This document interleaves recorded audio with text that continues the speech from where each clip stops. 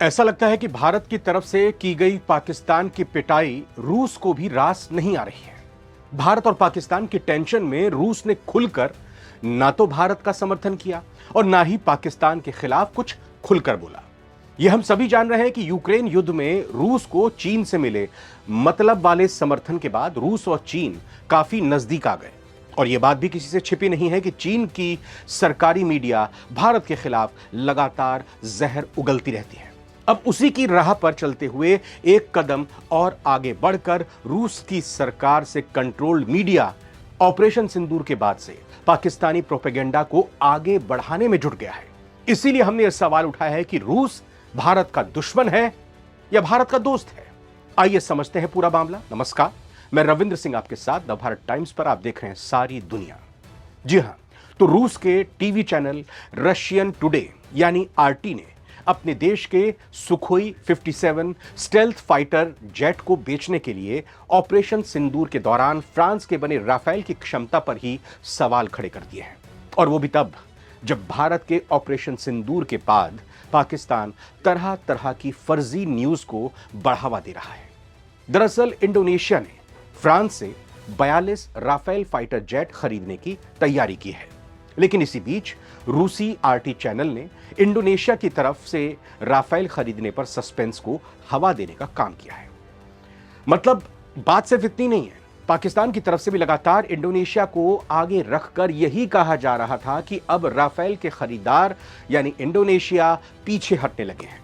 लेकिन रूसी media RT ने तो एक कदम और आगे बढ़कर रूस के सुखोई 57E फाइटर जेट को राफेल का बेहतर विकल्प बता दिया, यानी कि राफेल से बेहतर रूस के सुखोई 57E है।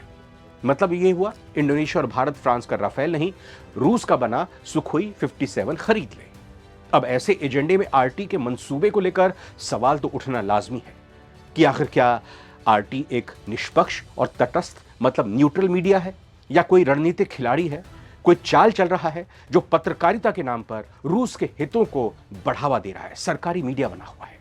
इंडोनेशिया अपनी एयरफोर्स को मॉडर्न बनाना चाहता है और इसी वजह से वो करीब $8 अरब में 42 राफेल फाइटर जेट फ्रांस से खरीदने पर विचार कर रहा है। इस बीच भारतीय राफेल और चीन के बने J-10C में टक्कर के बाद पाकिस्तानियों ने यह कहना शुरू कर दिया कि इंडोनेशिया इस राफेल डील को रद्द कर सकता है। पाकिस्तान के इस दावे को आरटी ने भी हवा देना शुरू कर दिया। रूसी मीडिया ने कथित सूत्रों के हवाले से राफेल के प्रभावी होने पर भी सवाल उठा दिया। उनका यह कहना है कि राफेल में इतना दम है ही नहीं, क्योंकि राफेल 5th जनरेशन का फाइटर जेट है ही नहीं। 5th जनरेशन का फाइटर जेट का मतलब यह होता है कि जब फाइटर जेट दुश्मन के ठिकानों पर धावा बोलता है, हमला करता है, दुश्मनों के हमलों को रोकता है, उस दौरान जो दुश्मन का डिफेंस सिस्टम है, दुश्मन के जो रडार्स हैं, उसकी रेंज में ये 5th जनरेशन के फाइटर जेट्स नहीं आ सकते। और इसी वजह से वो कह रहा है कि राफेल पर 20 पड़ता है रूस का 57A, सुखोई 57A। और ये वही दावा है जिसे पाकिस्तान एक मुद्दे के तौर पर आगे बढ़ा रहा है, और ये वही राफेल है भारत का जिसकी मदद से भारत ने पाकिस्तान के कई एयर बेसिस पर सफलतापूर्वक मिसाइल से हमला कर दिया। प्रधानमंत्री मोदी ने भी कहा कि आईसीयू में पड़ा हुआ है पाकिस्तान का एयरबेस। और वहीं रूसी मीडिया लगातार अपने सुखोई 57E फाइटर जेट को बढ़िया बताने में जुट गया है। रूसी मीडिया का दावा है कि सुखोई 57 5वीं पीढ़ी का है और राफेल और अमेरिका के F-35 से बहुत बेहतर है। आरटी इसे दक्षिण पूर्व एशिया के लिए गेम चेंजर बता रहा है। मतलब सिर्फ भारत या इंडोनेशिया के लिए नहीं, बल्कि वो पूरे दक्षिण एशिया को बाजार के तौर पर देख रहा है और वो चाह रहा है कि तमाम देश 5th जनरेशन के फाइटर जेट के लिए सिर्फ और सिर्फ रूस के ही विमानों पर भरोसा करें। अब इसके जरिए रूस चाहता है कि उसका हथियारों का जो पुराना बाजार बना था वो बरकरार रहे, लगातार रूस से ही लोग खरीदते रहे, जबकि भारत अब पश्चिम से हथियारों को लेने पर भी फोकस कर रहा है। या ये कहें कि भारत को जो सामान अपने देश के हित में जहां से खरीदना बेहतर लग रहा है, भारत वैसा कर रहा है और करना भी यही चाहिए। भारत और इंडोनेशिया दोनों ही देश वैसे भी पुराने पड़ चुके रूस के सुखोई फाइटर जेट्स को अभी उड़ा तो रहे हैं। मतलब उस समय रूस के फाइटर जेट प्लेन्स बेहतर लगे भारत को, इंडोनेशिया को, तो सही कीमत पर मिले, उन्होंने खरीद लिया। और अब जैसी उसकी जरूरत है भारत की या इंडोनेशिया की, वो वैसी खरीदारी कर रहे हैं, वैसा ही सामान वो दुनिया के देशों से खरीद रहे हैं। भारत और इंडोनेशिया दोनों फिलहाल पुराने सुखोई विमानों का इस्तेमाल कर रहे हैं और अब वो अपने बेड़े को अपग्रेड करना चाहते हैं, मॉडर्न करना चाहते हैं। इसी कोशिश में इंडोनेशिया फ्रांस से करीब $8 अरब में राफेल खरीदने की योजना बना रहा है, जिसे रोकने की कोशिश मानो आरटी की तरफ से और पाकिस्तानी मीडिया की तरफ से की जा रही है।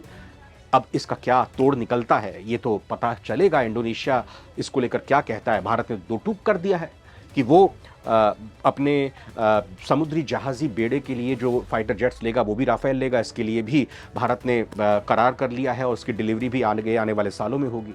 वैसे रूस का मुख्य जो उद्देश्य है अपनी इस सरकारी मीडिया की तरफ से साफ हो जाता है कि वो अपने पुराने हथियार बाजार को बनाए रखना चाहता है, खासकर तब जब भारत अब अमेरिका और फ्रांस जैसे पश्चिमी देशों से भी रक्षा सौदे करने में इंटरेस्ट दिखा रहा है। अब यह नया मोर्चा सिर्फ सैन्य या कूटनीतिक नहीं बल्कि मीडिया युद्ध का भी रूप ले चुका है। एक नैरेटिव सेट करने की कोशिश की जा रही है जहां पत्रकारिता की आड़ में भू राजनीतिक रणनीतियां चलाई जा रही हैं। भारत और रूस की दोस्ती दशकों पुरानी है। सोवियत संघ के जमाने की अगर बात की जाए तो पाकिस्तान और चीन के खिलाफ लड़ाई के दौरान सोवियत संघ यूएसएसआर ने भारत की बहुत हेल्प की थी। हम उस एहसान को, उस मदद को कभी नहीं भूल सकते और रूस की भी भारत ने समय समय पर मदद की है। पाकिस्तान की मदद के लिए आए अमेरिका को रोकने के लिए उस दौरान सोवियत संघ ने अपने युद्धपोत तक हिंद महासागर में उतार दिए थे कि आइए कौन भारत की तरफ आंख उठाता है। और इससे दोनों देशों के बीच यानी भारत और रूस के बीच दोस्ती गहरी हुई, मजबूत हुई, जो आज भी चल रही है। भारत रूस से आज भी सबसे ज्यादा हथियार खरीदता है, गोला बारूद खरीदता है। भारत ने भी यूक्रेन युद्ध के दौरान रूस की खुलकर मदद की, इसको भी रूस स्वीकार करता है। अमेरिका ने जिस तरह से प्रतिबंध लगाए यूक्रेन पर रूस के हमले के बाद, तब भी भारत ने रूस से अरबों डॉलर का तेल खरीदा और हथियारों की खरीद को जारी रखा। न सिर्फ तेल खरीदा बल्कि उस तेल की खरीदारी भारत की तरफ से रूस की ही करेंसी में की गई। मतलब यह कि डॉलर का इस्तेमाल उसमें नहीं किया गया, यानी कि दो तरफा भारत ने रूस को फायदा पहुंचाने की कोशिश की। भारत ने रूस की मदद की। पूरी दुनिया कह रही थी कि भारत से कि क्यों रूस से तुम तेल खरीद रहे हो। भारत ने दो टूक कह दिया, यूरोप को कह दिया, अमेरिका को कह दिया, पश्चिमी देशों को कह दिया कि जब आप लोग रूस से तेल खरीद सकते हो, गैस खरीद सकते हो, तो भारत अपनी जरूरतों के लिए क्यों नहीं खरीद सकता। भारत के लिए भारत के लोग, भारत सर्वप्रथम है और इस बात का लोहा आज भी दुनिया मानती है, रूस मानता है। इस दोस्ती का,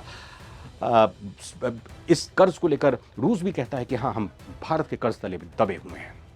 भारत आज भी रूस का सबसे बड़ा रक्षा साझेदार बना हुआ है, लेकिन वो अपने सैन्य खरीद में विविधता ला रहा है। अमेरिका हो या फ्रांस हो या इजराइल से जो टेक्निक भारत को मिल रही है, भारत के डिफेंस इकोसिस्टम को वो और भी ज़्यादा मजबूत बना रही है। भारत ने रूस से तेल और हथियारों की खरीद यूक्रेन युद्ध के बावजूद जारी रखकर ये स्पष्ट कर दिया था कि वो अपने हितों के आधार पर ही फैसला लेगा। रूस को भी आगे आकर, पुतिन को भी आगे आकर इस फॉल्स नैरेटिव को जो कि रूस की मीडिया की तरफ से चलाई जा रही है, इसका जवाब देना चाहिए, क्योंकि भारत और रूस के संबंध आज के नहीं है। हमने इसका लगातार आपको बताया भी विस्तार से। आपका क्या मानना है? रूस और भारत की बीच में क्या कोई दरार आई है? क्या ये दरार आगे और बढ़ेगी या फिर रूस और भारत के इतने मजबूत संबंध हैं कि हमेशा हमेशा के लिए बरकरार रहेंगे? ये वीडियो कैसी लगी जरूर बताइएगा। फिलहाल हमें इजाजत दीजिए। नमस्कार।